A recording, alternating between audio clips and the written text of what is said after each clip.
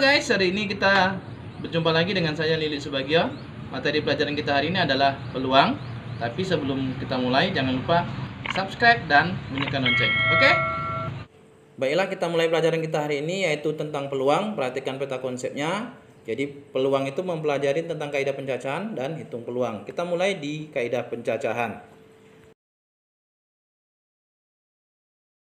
Nah, ada prasyarat yang harus kalian pahami. Mungkin sudah kalian pelajari di waktu di SMP. Kita mulai dari aturan perkalian. Misalkan ada 3 warna bolpen dan pensil, yaitu merah, biru, dan hitam. Jadi untuk menentukan pilihanmu bisa kita gunakan diagram pohon, tabel persilangan, dan pasangan berurutan. Ya. Nah, untuk diagram pohon kalian bisa lihat, nah ballpoint ini kita pasangkan dengan warna merah, biru, dan hitam. Menjadi bolpen merah, bolpen biru, dan bolpen hitam. Begitu juga dengan pensil. Pensil kita pasangkan dengan warna merah, biru, dan hitam sehingga menghasilkan pensil merah, pensil biru, dan pensil hitam. Oke, selanjutnya dari diagram pohon tersebut kita memiliki 6 pasangan pilihan. Ya.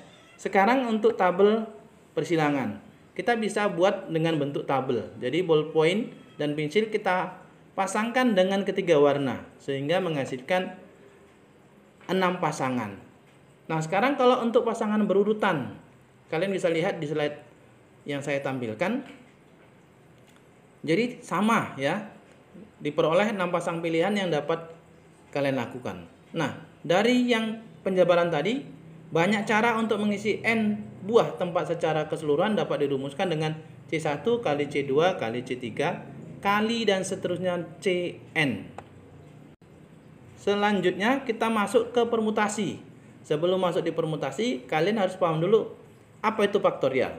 Jadi, jika n bilangan asli, maka n faktorial ditulis dengan n faktorial. Lihat tandanya seperti tanda seru. Didefinisikan dengan n faktorial sama dengan n kali n kurang 1 kali n kurang 2 kali n kurang 3 kali dan seterusnya kali 3 kali 2 kali 1. Jadi dapat didefinisikan n faktorial itu sama dengan n dikali n kurang 1 faktorial. Dan sudah ada ketentuan bahwa 0 faktorial itu sama dengan 1. Nah, sekarang kita lihat contoh. Nyatakan 6 kali 5 dalam bentuk faktorial. Jadi 6 kali 5 itu bisa kita ubah bentuknya jadi 6 kali 5 kali 4 kali 3 kali 2 kali 1 per 4 kali 3 kali 2 kali 1. Kenapa? Ini supaya kita mengarahkan ke bentuk faktorial ya. Sekarang untuk permutasi dari unsur-unsur yang berbeda. Jika diketahui ada 4 angka yang berbeda yaitu 4, 5, 6, 7, kita akan susun menjadi 3 angka. Nah, susunannya itu bisa kita lihat di tabel, bisa 4, 5, 6, 4, 5, 7, 4, 6, 7 dan seterusnya. Nah, jika kita jumlahkan pasangan tersebut berarti ada 24 cara. Nah, susunan objek-objek yang memperhatikan urutan seperti itu, itulah yang disebut dengan permutasi. Jika angka-angka disusun terdiri dari 3 angka dari 3 angka yang tersedia, maka banyak susunannya adalah 6. Itu dari 3 kali 2 kali 1 per 1. Nah, berarti itu artinya 3 faktorial per 0 faktorial. Kita harus ingat bahwa 0 faktorial itu sama dengan 1. Maka sama dengan 3 faktorial per 3 kurang 3 faktorial. Jika ada 4 angka yang tersedia dan kita akan susun menjadi 3 angka yang berbeda, maka banyak susunannya adalah 24. Dari mana? Yaitu dari 4 kali 3 kali 2 kali 1 per 1. Nah, itu sama dengan berarti 4 faktorial per 1 faktorial. Atau sama dengan 4 faktorial per 4 kurang 3 faktorial. Nah, jika kita teruskan angka-angka yang terdiri atas K angka dari n angka yang tersedia, maka banyak susunannya adalah n faktorial per n kurang k faktorial. Maka permutasi k unsur atau objek dari n unsur yang tersedia itu sama dengan n faktorial per n kurang 3 faktorial. Oke, selanjutnya kita lihat contoh. Di dalam sebuah kelas akan dibentuk kepengurusan yang terdiri dari ketua, sekretaris, dan bendahara kelas. Berapa banyak cara 6 calon yang akan memperebutkan ketiga posisi tersebut. Nah, ini kita gunakan permutasi 3 unsur dari 6 unsur yang tersedia. Maka P 3 unsur dari 6 sama dengan 6 faktorial per 6 kurang 3 faktorial sama dengan 6 kali 5 kali 4 kali 3 faktorial per 3 faktorial. Maka sama dengan 120 cara. Nah, sekarang untuk permutasi dari beberapa unsur yang sama. Jadi, permutasi dari N unsur dengan K unsur yang sama dengan syarat K lebih kecil sama dengan N adalah N faktorial per K faktorial. Akan tetapi jika ada lebih dari satu unsur yang memiliki unsur yang sama, maka rumusnya berganti menjadi P sama dengan N faktorial per K1 faktorial, K2 faktorial sampai dengan Kn faktorial.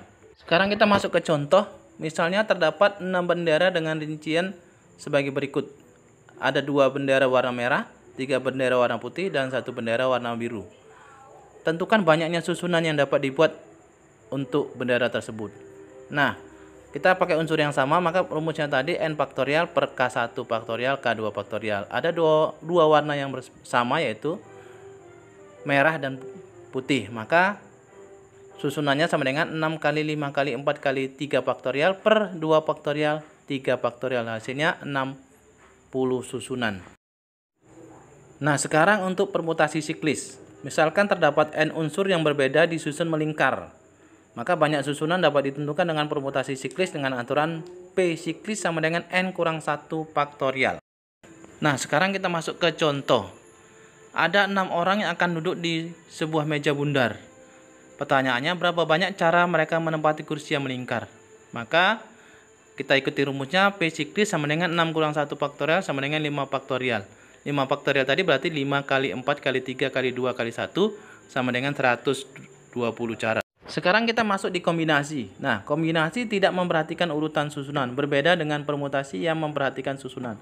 Nah, rumus dari kombinasi, K unsur dari N sama dengan N faktorial per N kurang K faktorial dikali K faktorial. Sekarang kita masuk ke contoh. Dari 10 orang yang mendaftar di suatu perusahaan akan diterima 6 orang. Nah, tentukan banyak cara untuk memilih ke 6 orang tersebut.